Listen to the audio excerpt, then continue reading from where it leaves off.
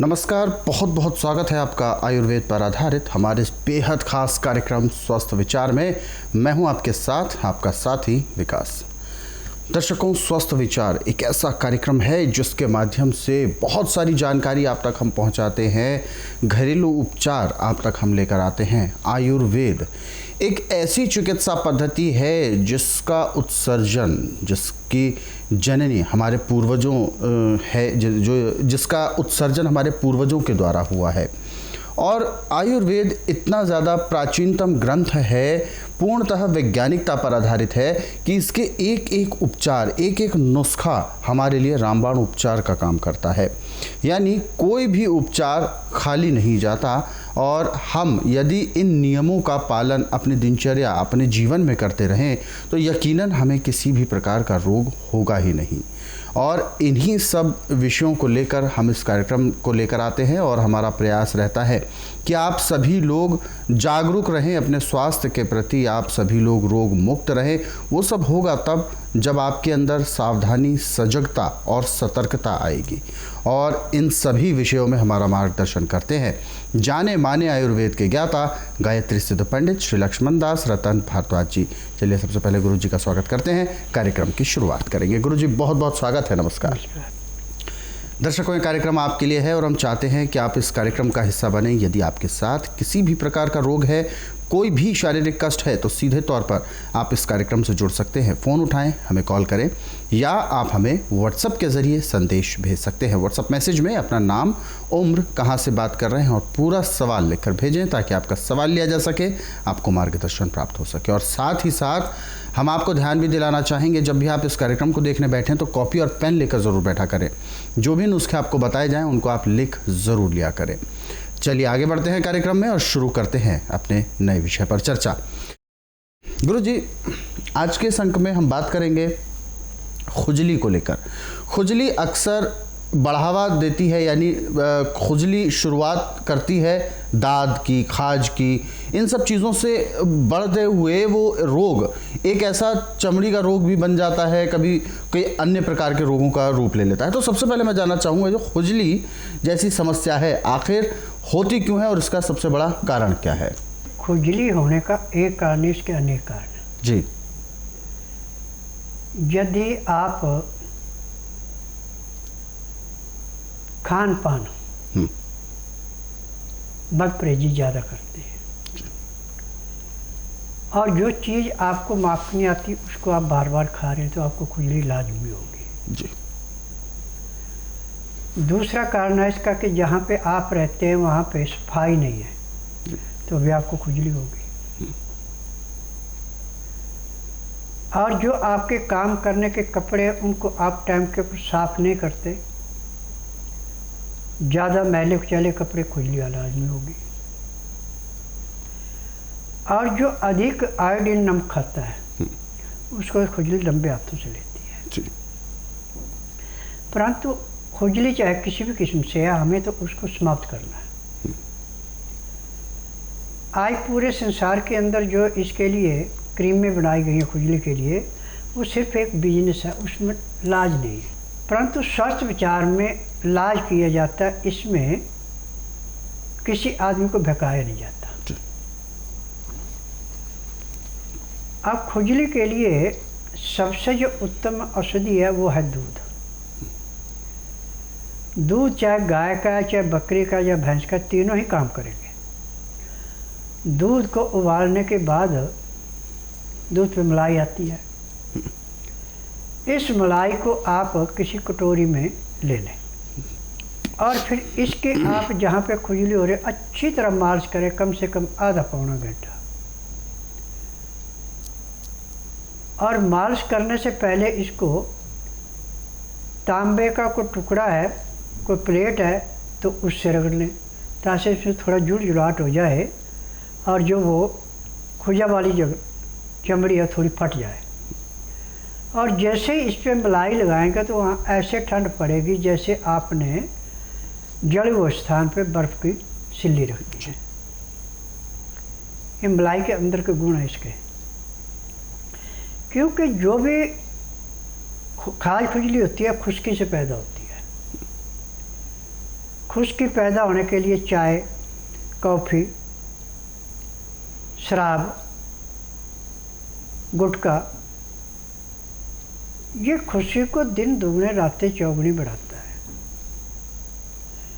और फिर खाना खाते समय आप पानी नहीं पीते, पानी पीते हैं घंटे 1.5 घंटे बाद, तो भी खुजली को तेजी से बढ़ाता है।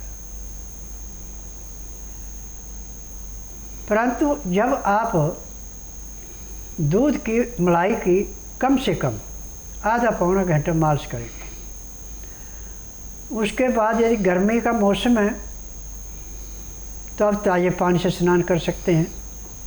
जिस पानी से स्नान करना उसमें थोड़ा दूध डाल देना और टब के अंदर रख के अच्छी तरह, जैसे भैंस पानी में बैठती है ऐसे बैठ करके और अच्छी तरह शरीर की मालिश करें।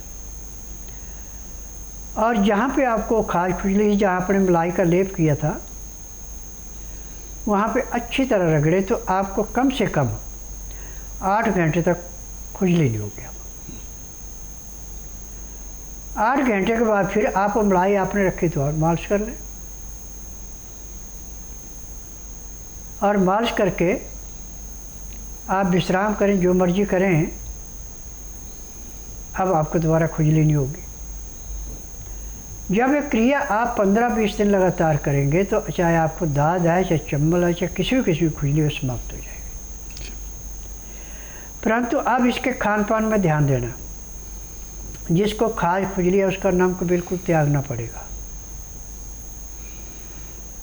फिक्का खाना खा लें या मीठा खाना खा लें। मीठा खाना खाना है तो उसमें चीनी का प्रयोग नहीं करना। उसमें आप शायद ले सकते हैं या कुज्जा मिश्री ले सकते हैं। और गाय का दूध हो तो सोने पे सुहागा, या बकरी का हो, परंतु भैंस का दूध नहीं लेना, बस इतना ध्यान रखना। अब आपने जो रोटी खानी है वो सिर्फ चने की रोटी खानी, बाकी सब नाज बनता है। चने की रोटी का तरीका है कि चने को पहले ला के, काले चने को धो के सुखा लें। जब चना अच्छी तरह सूख जाए तो इसका फिर बेसन बना लें आप। परंतु बेसन ज़्यादा बारीक नहीं करना, थोड़ा मोटा रखना है। और रोटी बनाने के लिए बेसन को अच्छी तरह मसल करके रोटी ऐसे बनेगी जैसे आपकी मक्की की या बाजरे की रोटी बनती है। और इस गर्म गर्म रोटी को दूध के अंदर डाल के मसल के ऐसे पीना जैसे सूप पीते हैं। और इसके साथ आपने 2 गिलास गर्म पानी पीना है, जिसमें आपने अदरक का रस डाल रखा और लहसुन का रस। इसमें प्याज नहीं डालना आपने, इसमें लहसुन और अदरक ही डालना। अब उसका तरीका है कि आपने 2-4 ग्राई खाना खाया, 2 घुट पानी पिया, फिर 2-4 ग्राई खाना खाया, 2 घुट पानी पिया। पानी पीने में, खाना खाने में जब आप 1 घंटा लगा देंगे तो खाना भी आपका बड़ी जल्दी पचेगा, पेट भी आपका बहुत अच्छा साफ होगा, परंतु आपको खुजा नहीं होगी। ये क्रिया आपने कम से कम 1 महीना लगातार करनी है। और खाना खाने के बाद 5 मिनट के लिए आप वज्रासन बैठ जाएं। उसके बाद 10 मिनट के लिए, दिन का टाइम है तो सैर करें। 20 मिनट के लिए आप शवासन लेट जाएं। 5 मिनट के लिए बाईं साइड लेटें, 3 मिनट के लिए दाईं साइड लेटें। उसके बाद उठ के जो भी आपने काम करने वो करें। अब आपको खुजा नहीं होगी। अब रात्रि का खाना यदि आप सूर्य अस्त होने से घंटा 1.5 घंटा पहले खा लेते सोने पे सुहागा, यदि उस टाइम आपको सुविधा नहीं है खाना खाने की, तो आप दिन अस्त होने के 1 घंटे के अंदर अंदर खाना खा लें। खाना खाने के बाद कम से कम आधा घंटा सैर करें, फिर 1.5 घंटे का विश्राम करें। विश्राम में आप चाहे अपने रिश्तेदारों से बात करें, परिवार में बात करें, आस पड़ोस में बात करें, चाहे धार्मिक सीरियल देखें, चाहे धार्मिक किताबें पढ़ें। ठीक 9 से 10 के अंदर सो करके सुबह 4 बजे उठ के आधा घंटा कपालभाति, 15 मिनट भस्त्रिका, 8-10 बार अग्निसार, 15-20 बार जय, 25-30 बार भ्रमणी, 1 घंटा लोन रोड करना अति आवश्यक है, तब आपको लाभ होगा। जी मैं कमलेश मेरा नाम है। मैं सरदारपुर तहसील जिला धार मध्य प्रदेश से आया हूँ। मेरे को एलर्जी की प्रॉब्लम सन 2000 से थी। 10-11 साल मैंने पूरे एमपी में, इंदौर में और गुजरात में, अहमदाबाद, बड़ौदा वगैरह घूमा, बहुत इलाज करवाया, कहीं आराम नहीं मिला। फिर मैंने टीवी पे देखा, यहाँ पर आया तो यहाँ पर इलाज करवाया तो बीमारी तो बहुत ज़्यादा थी, पूरा शरीर सूझ जाता, बस्ट होने का, और अंदर से अंदर घबराहट होके और बेहोश हो जाता। उसके बाद फिर यहाँ आके दवाई ली। 2 दिन की दवाई में मुझे 50% आराम मिला। फिर 15 दिन का कोर्स पूरा किया, 100% आराम हुआ। मैं ऋषि पाल डबास, गांव माजरा डबास का रहने वाला हूँ। 6-7 साल से मेरे को एलर्जी की प्रॉब्लम थी। जो डॉक्टरों की वो थी उसके अनुसार गाजर घास से एलर्जी थी, लेकिन जब मैं वैद्य जी के पास आया तो इन्होंने बताया कि भाई इससे कोई दवाई बना कर मुझे दी, और एक 10 नंबर तेल, जिससे वो एलर्जी 5-6 साल पुरानी मेरी बिल्कुल ठीक हो गई। 1 साल से मैं बिल्कुल ठीक हूँ। फिलहाल दर्शक हैं हमारे साथ लाइन पर, आइए उनसे बात करते हैं और जानते हैं क्या है समस्या। हेलो जी सर। नमस्कार, क्या नाम है आपका? जी सर, मेरा नाम अंकित यादव है, फ्रॉम अयोध्या से हूँ। जी, अयोध्या से हैं आप। अपना सवाल पूछें, गुरुजी सुन रहे हैं आपको, गुरुजी से सीधा सवाल पूछिए। सर मुझे यही प्रॉब्लम है कि मेरा गाल धंसा हुआ है। मैं 19 साल का हूँ, मेरा पेट 54 किलो है। गाल पिचके हुए हैं, पेट भी ठीक नहीं रहता। जी, तो गुरुजी गाल पिचकना और पेट से संबंधित एक साथ क्या होता है? लीवर के ऊपर चिकनाहट जम जाए या लीवर फैटी हो जाए तो खाया पिया पचता नहीं है। जी, जब खाया पिया पचेगा नहीं, खून बनेगा नहीं, तो गाल तो चिपके रहेंगे। अब इसका टीबी के माध्यम से उपचार नहीं होता। इसमें तो नाड़ी परीक्षण के बाद उपचार होता है। उसमें देखा जाता है कि बात है, पित्त है, कफ, कौन से ने इस पे ऊपर आक्रमण किया है। तीनों का संतुलन बराबर है तो शरीर स्वस्थ है। तीनों में से घट जाता है, कोई बढ़ जाता है तो रोगों की भरमार लगती है। यदि आप बुधवार छोड़कर गुरुवार से लेकर मंगलवार के बीच में मेरे आश्रम में आए, जिस दिन आना उस दिन रात्रि 10 बजे तक खा पी के दांतन कूड़ा करके बड़ी इलायची मुंह में रख के चूसते रहें। सुबह 9 से 10 के अंदर अपना नामकरण कराएं। 10 से 12 में नाड़ी परीक्षण करूँगा।